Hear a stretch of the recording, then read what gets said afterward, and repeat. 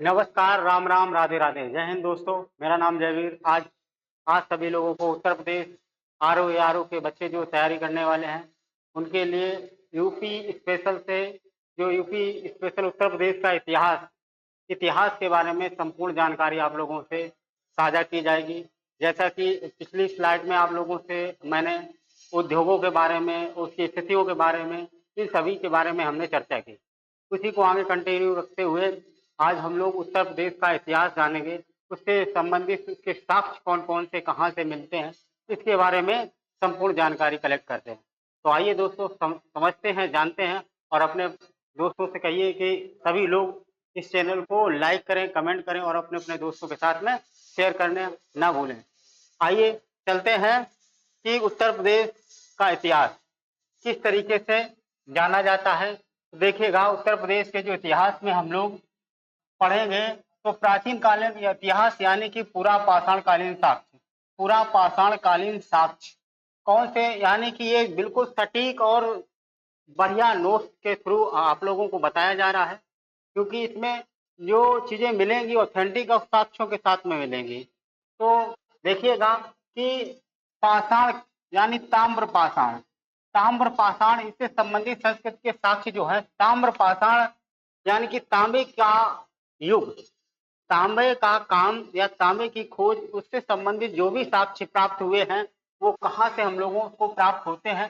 तो याद रखना, तांबे से संबंधित संस्कृति के साक्ष्य जो हमको मेरठ और सहारनपुर से प्राप्त होते हैं। कहाँ से प्राप्त होते हैं? दो जगह का नाम जिक्र किया गया है, एक का नाम है मेरठ और दूसरा सहारनपुर। सहारनपुर से प्राप्त हुए हैं।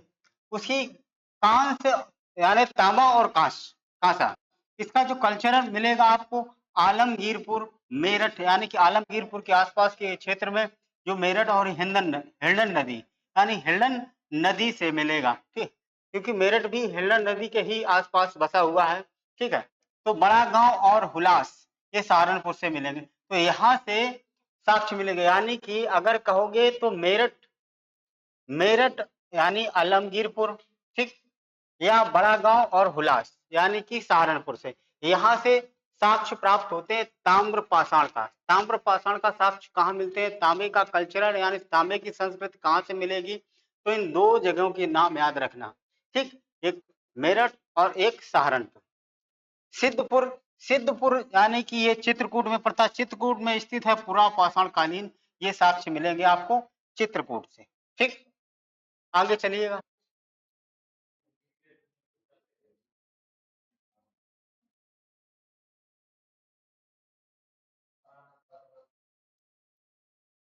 देखो, अब देखिएगा, पूरा पाषाण कालीन साक्ष्य जो है वो प्रयागराज के बेलन घाटी से मिले। प्रयागराज से के बेलन घाटी से पूरा पाषाण कालीन साक्ष्य आपको मिलेंगे, बेलन घाटी से। सोनभद्र के सिंगरौली घाटी से मिलेंगे, सोनभद्र के सिंगरौली घाटी से ये साक्ष्य मिलेंगे पूरा पाषाण कालीन। उसके बाद मिर्जापुर और चंदौली के चकिया, ये नाम याद रखना। यानी बेलन घाटी से जो साक्ष्य मिले हैं वो किसके निर्देशन में, ये बात याद रखना, प्रोफेसर जी आर शर्मा के निर्देशन में खुदाई हुई थी। प्रोफेसर जी आर शर्मा के निर्देशन में क्या हुई थी? इसकी खुदाई हुई थी। किसकी? बेलन घाटी की। बेलन घाटी कहाँ पर पड़ता है? तो याद रखना, प्रयागराज में। अस्थि निर्मित मातृ देवी की प्रतिमा प्राप्त होती है। अस्थि निर्मित यानी कि हड्डियों से निर्मित मातृ देवी की प्रतिमा कहाँ से प्राप्त होती है बेटा?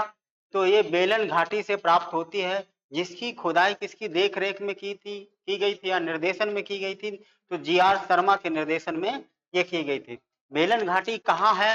तो प्रयागराज में ये बेलन घाटी है। ठीक, ये बात याद। आगे चलते हैं। मध्यकालीन पाषाणकालीन साक्ष्य देखिएगा। मध्यकालीन में तो मध्यकालीन में सराय नहार राय प्रतापगढ़ में अवस्थित है। उत्खनन किसके द्वारा किया गया? प्रोफेसर जी आर शर्मा के द्वारा। कब किया गया? 1968 ईस्वी में। 16 समाधान यानी मृतक सिर पश्चिम की ओर, मृत यानी कि जब हम मिट्टी लगाई जाती है तो पूरा पश्चिमी चक्कर होता है, तो पश्चिम की ओर ये मिले हैं। सिर का जो मुंह सिर्फ इस तरफ था पश्चिम की ओर। 14 समाधान, यहाँ 14 मृतक सिरों की ये मिला। 8 गर्त चूल्हे मिले हैं, 8 गर्त चूल्हे मिले हैं कहाँ से, तो सराय नहर, ठीक।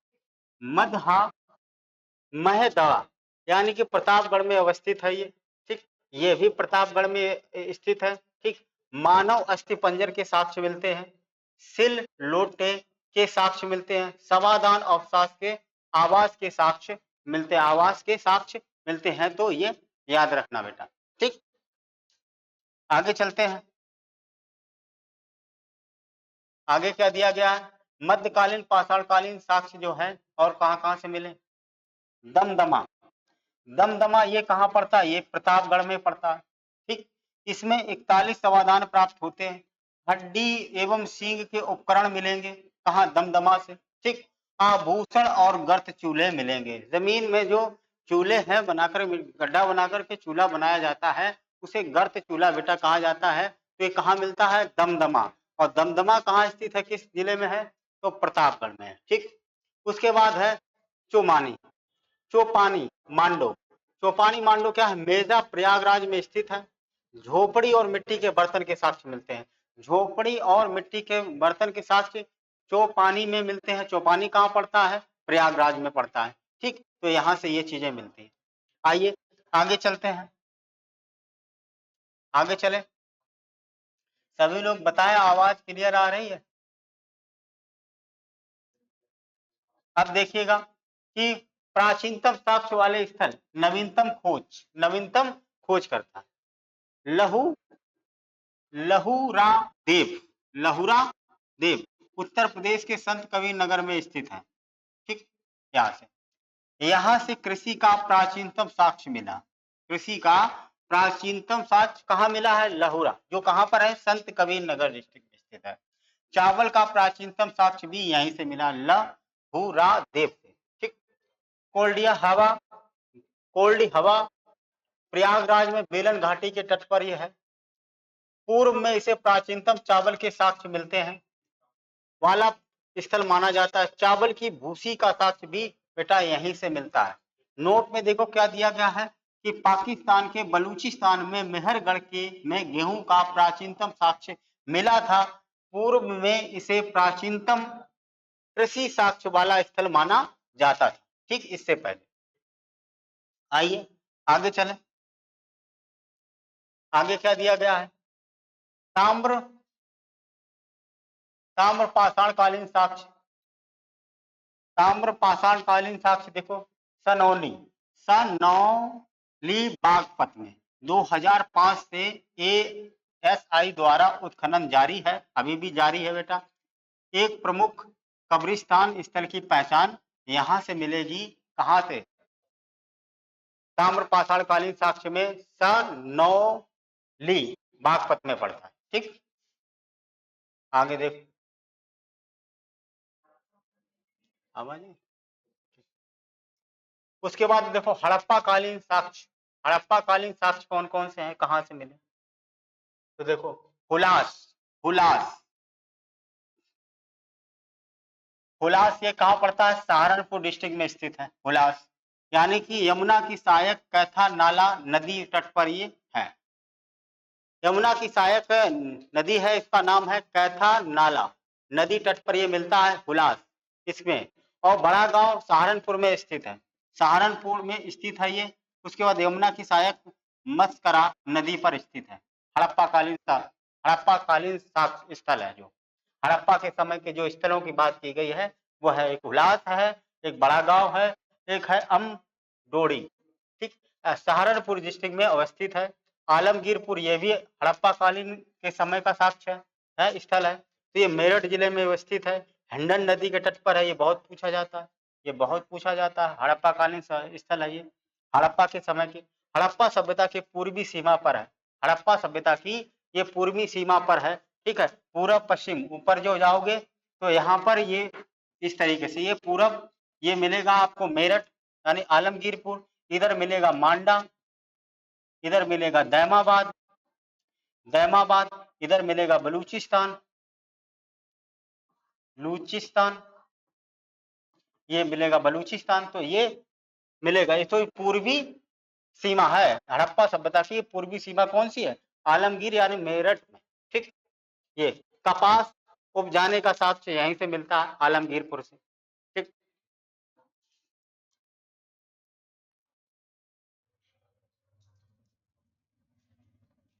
आगे देखो हड़प्पाकालीन साक्ष्य में मंडी मंडी मंडी कहाँ है? देखो ये मुजफ्फरनगर में स्थित है, मंडी मुजफ्फरनगर में स्थित है।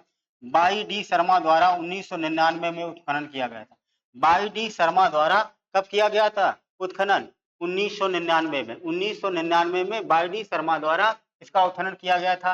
एक है सोधी, ये सोधी ये बागपत जिले में अवस्थित है। सोधी कौन सा है? ये हड़प्पा कालीन सभ्यता का ये स्थल है, इसका नाम है सोधी, जो बागपत जिले में स्थित है। सुनैली सुनैली बागपत जिले में स्थित है, यमुना नदी के बाएं तट पर है और मानव समाधान और तांबे का शर्त प्राप्त होता है। मानव समाधान मिलेगा है और उसके बाद में तांबे का एक रथ प्राप्त होता है। कहाँ? सुनैली। देखिए आगे महाजनपदों की बात करेंगे हम लोग। महाजनपद कुल कितने बेटा है? तो 16 महाजनपद है। ठीक, 16 महाजनपदों में कौन कौन से हैं? जो 8 महाजनपद मध्य प्रदेश में है और कुछ उत्तर प्रदेश में। देखो महाजनपदों की संख्या कितनी है? 16 महाजनपद है। इनमें से 8 महाजनपद मध्य देश में है। आधुनिक उत्तर प्रदेश, आधुनिक में क्या आएगा है, यानी कि उत्तर प्रदेश से कितने हैं महाजनपद? 8। ठीक, संबंधित है, जिसमें देखो कौन कौन, एक काशी है, एक कोसल है, पांचाल है, मल्ल है, वत्स है, सूरसेन है, कुरु है और चेदी है। ये 8 महाजनपद यहाँ से मिलेंगे। ठीक, अन्य महाजनपदों में मगध हुआ, अंगद अंग हुआ, अवंती हुआ, कांधार हुआ, कंबोज हुआ, वज्ज हुआ, कुरु हुआ, मत्स्य हुआ और अश्यप हुआ। ठीक, तो ये 16 महाजनपद यहाँ से, इसमें से 8 महाजनपद उत्तर प्रदेश से आते हैं। अब प्राचीन काल में महाजनपद जनपद काल देखो, यहाँ से देखो क्या क्या आ सकता है। काशीपुर महाजनपद, काशीपुर महाजनपद देखिए गंगा नदी के तट पर स्थित, राजधानी इसकी कहाँ पर है? वाराणसी। काशी महाजनपद की राजधानी बेटा कहाँ है? कहाँ पर है? ठीक, सभी लोग वीडियो को लाइक कर दें, कमेंट करते रहें। तो कहाँ पर है ये? तो ये राजधानी है वाराणसी। ठीक, काशी महाजनपद की राजधानी कहाँ है? वाराणसी। और मल्ल 9 कुलों का संघ है। मल्ल क्या है? 9 कुलों का संघ है। इसकी जो 2 राजधानियां थी, एक कुशीनगर और दूसरी पावा। मल्ल जो है वो 9 कुलों का संघ है। मल्ल में 9 कुल थे, उसका एक संघ है जिसकी राजधानियां 2 थी, एक कुशीनगर थी, एक पावा। ठीक, गौतम बुद्ध का संबंध यहीं से। कौशल महाजनपद स्थिति इसकी कहाँ है? अवध वाला क्षेत्र है कौशल महाजनपद। उल्लेख कहाँ मिला है इसका? तो शतपथ ब्राह्मण में। कौशल महाजनपद का उल्लेख जो मिलता है वो कहाँ से मिलेगा? शतपथ ब्राह्मण से मिलेगा। उत्तरी भाग की राजधानी है साकेत, अयोध्या, साकेत नगरी, अयोध्या, अयोध्या इसकी। और दक्षिण भाग की राजधानी कहाँ पर है? तो श्रावस्ती है। दक्षिण भाग की राजधानी कहाँ पर है?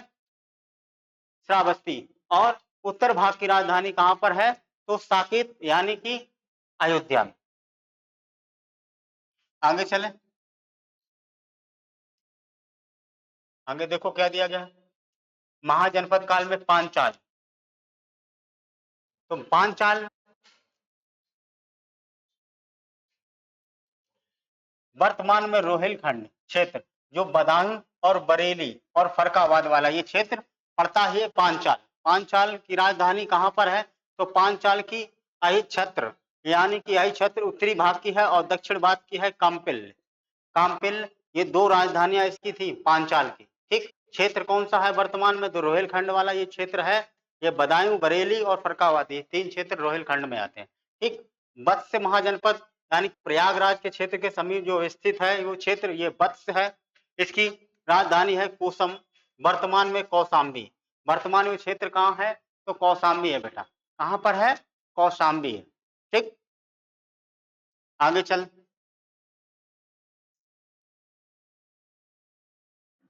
आगे देखिएगा। महाजनपद काल में कुरु महाजनपद, देखिएगा कुरु। इसकी राजधानी कहाँ पर है? कुरु की है इंद्रप्रस्थ, ये दिल्ली। हस्तिनापुर मेरठ वाला क्षेत्र है। विस्तार मेरठ से दिल्ली तक, मेरठ से दिल्ली तक, यानी कुरु महाजनपद की राजधानी कहाँ पर है? तो हस्तिनापुर कह लीजिए या इंद्रप्रस्थ कह लीजिए, ठीक है। और इसका विस्तार बेटा कहाँ से कहाँ तक मिलेगा? तो याद रखना मेरठ से दिल्ली तक इसका विस्तार मिलेगा। इसका कुरु महाजनपद का। और चेदी महाजनपद आधुनिक बुंदेलखंड वाला क्षेत्र, हाँ आला उदल बुंदेलखंड है, आधुनिक बुंदेलखंड वाला जो क्षेत्र है ये चेदी महाजनपद में आता था। इसकी राजधानी है सुक्तिमती अथवा सोक्तिवती, ठीक, ये इसकी राजधानी है। सूरसेन मथुरा वाला क्षेत्र, सूरसेन महाजनपद की राजधानी मथुरा बेटा है, मथुरा मामा कंस, ठीक है, मामा कंस। तो ये सूरसेन की राजधानी थी। मथुरा भी व्यापार मार्गों पर एक महत्वपूर्ण जंक्शन था, यानी व्यापार के लिए अधिकांश लोग कहाँ आते थे? तो बेटा मथुरा आते थे। कहाँ आते थे? मथुरा आते थे, ठीक, मथुरा आते थे। इसके बाद में ये क्या था? एक जंक्शन था। ये क्या था? ये जंक्शन था, ठीक है। आगे देखिएगा, आगे चलते हैं।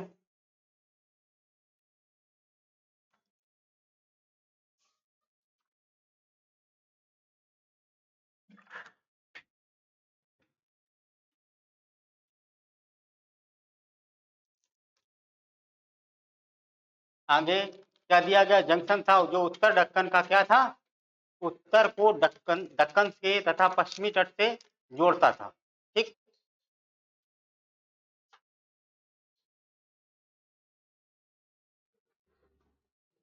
जो उत्तर को दक्कन के साथ में पश्चिमी तट को जोड़ता था यहाँ तक। ये कौन सा? ये दो जनपद बता दिए, कुरु महाजनपद और सूरसेन महाजनपद। आगे चलो, फटाफट देखते जाओ, एक नजर डालते जाओ, कल पेपर है आरओ वालों। देखो काशी, काशी महाजनपद गंगा के तट पर स्थित है, राजधानी इसकी वाराणसी है, ठीक। और मल्ल 9 संघों का है, कुशीनगर और पावा। कौशल ये वाला हमने शायद अभी रिपीट हो रहा है, ठीक। इसको आगे देखते हैं।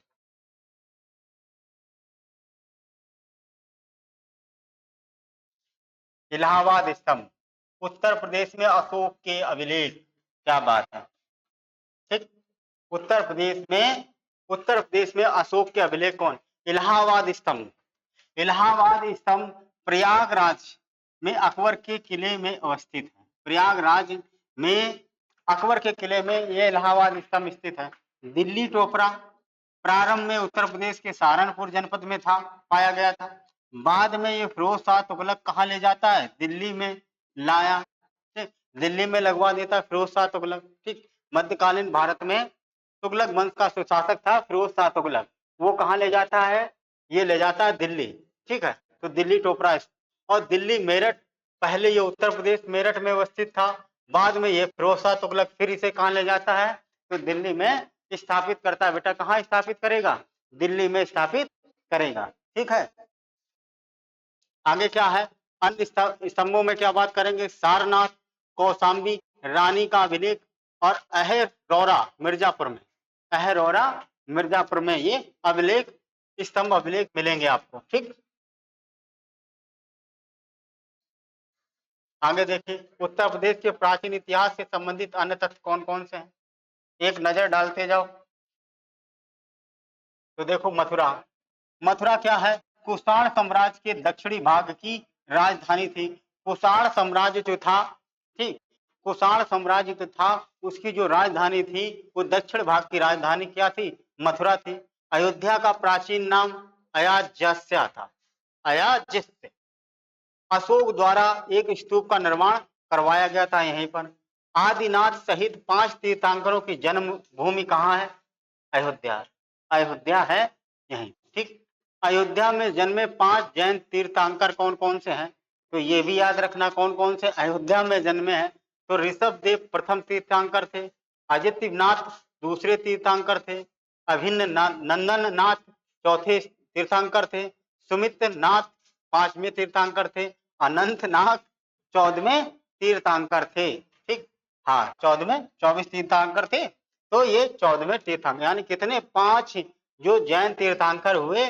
वो सबसे पहला तो ऋषभ देव थे, तो वो भी वहीं अयोध्या में जन्मे थे। ठीक, तो ये यहां से क्वेश्चन बन सकते हैं। आगे देखिए, उत्तर प्रदेश के प्राचीन इतिहास से संबंधित अन्य तथ्य देखो। महत्वपूर्ण जैन तीर्थ स्थल कौशाम्बी, श्रावस्ती, कांकड़ी, महोबा। देखो, छठवें तीर्थंकर भगवान पद्म प्रभु से संबंधित है। ठीक, कौशाम्बी जो क्षेत्र है वो छठवें तीर्थंकर भगवान पद्म प्रभु से संबंधित है। श्रावस्ती तीसरे तीर्थंकर संभवनाथ से संबंधित है एवं विख्यात शोभनाथ मंदिर से ये संबंधित है। कांकड़ी देवरिया के में 9वें तीर्थंकर सुविधनाथ का निवास स्थल है यहाँ पर। महोबा गोखर पहाड़ पर 24 तीर्थंकरों की प्रतिमाओं के लिए विख्यात है महोबा। ठीक, अच्छा क्वेश्चन है। 24 तीर्थंकरों की प्रतिमा बनी हुई है कहां पर, महोबा में। ठीक, कौन से पहाड़ पर, तो यह याद रखना, गोखर पहाड़ पर 24 तीर्थंकरों की प्रतिमाएं बनी हुई हैं। ठीक है, तो ये उत्तर प्रदेश का इतिहास चल रहा है। उत्तर प्रदेश के प्राचीन इतिहास से संबंधित कुछ अन्य तथ्य थे, जैन से संबंधित थे, जैन तीर्थंकरों से संबंधित थे, इनके बारे में हम लोगों ने चर्चा की। आगे देखिएगा, उत्तर प्रदेश से संबंधित अन्य तथ्यों में कौन कौन से, देखो कन्नौज का नाम आएगा, क्या बात। ठीक, तो देखो कन्नौज का पूर्व नाम क्या था, कान्यकुब्ज। क्या नाम था, कान्यकुब्ज। साक्ष्य जो है, पहली जो है श्रावस्ती, नहीं बस्ती, उत्तर कालीन पॉलिशदार मृदभांड काल से कुषाण युग तक की प्रतियां मिलती हैं। कहां से, कान्यकुब्ज यानी जो कन्नौज से है, जो संबंधित है इतिहास, यहाँ से पॉलिशदार मृदभांड मिलेंगे, बर्तन मिलेंगे, मृदभांड है। और कुषाण युग तक का ये जो भी इतिहास रहेगा वो सब कहाँ मिलेगा, कन्नौज से मिलेगा। ये साक्ष्य मिले हैं प्राप्त। सर्वाधिक समय तक गुर्जर प्रतिहारों ने शासन किया कहाँ, कन्नौज पर। कन्नौज पर सर्वाधिक लंबे समय तक किन लोगों ने शासन किया, तो गुर्जर प्रतिहारों ने शासन किया। ठीक, अब सारनाथ का बात करेंगे, तो सारनाथ का पूर्व नाम क्या है, इसी पत्तन, मिगदाव, ऋषभ पत्तम, ये नाम है। ये मिलेगा कहां से, आपको साक्ष्य कहां से मिल रहे हैं, गुप्तकालीन धम्मेक स्तूप से मिल रहे हैं। ठीक, उसके बाद अशोक द्वारा सिंह शीर्ष स्तंभ निर्माण कहां करवाया गया, तो सारनाथ में करवाया गया। सारनाथ में अशोक ने क्या करवाया, अशोक द्वारा सिंह शीर्ष स्तंभ का निर्माण, जो भारत सरकार का लोगो में छप के आता है। ठीक, आगे देखिए, मध्यकालीन उत्तर प्रदेश में क्या क्या यहां से मिलेगा, देखो मध्यकालीन आगरा, स्थापना इसकी कब होती है, तो आगरा की बेटा स्थापना जो होती है 1504 ईस्वी में, सिकंदर लोदी, लोदी वंश का जो शासक था, यानी कि संस्थापक था बहलोल लोदी, उसका सुपुत्र, जिसका पहले नाम था निजाम खां, निजाम खां, और गद्दी पर बैठेगा सिकंदर लोदी के नाम से, सिकंदर लोदी के नाम पर बैठेगा। और ये 1504 ईस्वी में आगरा की स्थापना करता है। और उसके बाद में ये क्या करेगा, 1506 ईस्वी में आगरा को अपनी राजधानी बनाएगा, कौन, सिकंदर लोदी। स्थिति कहां पर ये है, कहां पर अवस्थित है आगरा, तो यमुना नदी के तट पर स्थित है। ताजमहल के लिए बहुत ही फेमस है आगरा। मुगल काल में शिक्षा का केंद्र आगरा था। मुगल काल में शिक्षा का केंद्र कहां था बेटा, आगरा था, आगरा। ठीक, हाँ, बहुत सारे लोग आगरा को अपनी राजधानी बनाई थी मुगल काल में। राल्फ फिच और वर्नियर यूरोपीय यात्री ने थे जिन्होंने आगरा के वैभव की प्रशंसा की। तो किन लोगों ने की, तो राल्फ, फ्रेंच और वर्नियर यूरोपीय यात्री थे, इन लोगों ने यूपी आर ओ वालों ये भी याद रखना भाई, ठीक है। हाँ, आगे चले, आगे देखिएगा। मध्यकालीन उत्तर प्रदेश में कड़ा, प्रयागराज, हाँ याद आया, अलाउद्दीन खिलजी वाला कड़ा मानिकपुर का सूबेदार था। तो देखिएगा, कड़ा यानी प्रयागराज, सल्तनत काल में यह महत्वपूर्ण इक्ता था। सल्तनत काल में जब गुलाम वंश का शासन था, या कह लीजिए गुलाम खिलजी तुगलक और लोधी, इब्राहिम लोधी तक, यानी इब्राहिम लोधी 1526 ईस्वी में, 1526 ईस्वी में पानीपत का युद्ध होता है। पानीपत का युद्ध बेटा होता है, कब होता है? 1526 में। किसके किसके बीच होता है? एक तरफ होगा बाबर और दूसरी तरफ कौन होगा? इब्राहिम लोधी, इब्राहिम लोधी, ठीक, इब्राहिम लोधी के साथ में होता। तो इस यानी कि गुलाम वंश कुतुबुद्दीन ऐबक से लेकर के इब्राहिम लोधी तक के बीच के शासन काल को दिल्ली सल्तनत काल कहा जाता है, ठीक है, दिल्ली सल्तनत काल कहा जाता है। यानी कि कह लो 1206 ईस्वी से लेकर के 1526 ईस्वी तक के शासनकाल को क्या कहा जाता है? सल्तनत काल, नत काल, ठीक, ये कहा जाता है। गंगा नदी के तट पर स्थित है काड़ा मानिकपुर, सभी जानते होंगे। संत मलूक दास की जन्मस्थली है, संत मलूक दास की जन्मस्थली है। देवगिरी के अभियान को प्रारंभ करने का स्थल, देवगिरी के अभियान को प्रारंभ करने का स्थल कहाँ? यहीं से वो कहाँ गया था? देवगिरी पर आक्रमण किया था अलाउद्दीन खिलजी ने। कब किया था? 1294 ईस्वी में, 1294 ईस्वी में किया था पहली बार। उसके बाद 1296 ईस्वी में भी किया था, ठीक। आगे चलो, देखते जाओ। सिराज ए हिंद, यहां से बहुत पूछता है। देखो, सिराज ए हिंद, सरखी सल्तनत के दौरान जौनपुर को सिराज ए हिंद कहा जाता। अच्छा क्वेश्चन यहां से आएगा। सरखी, लो,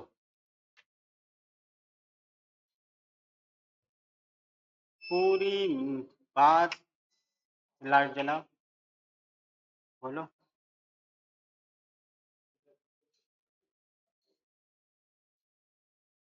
क्या दिक्कत?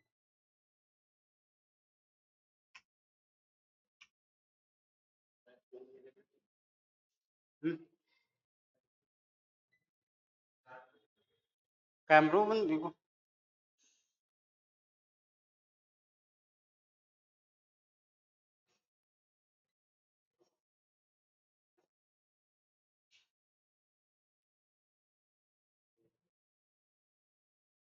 लाइट चलेगी क्या? तो एकदम ये सारे सिस्टम कैसे बंद देखो?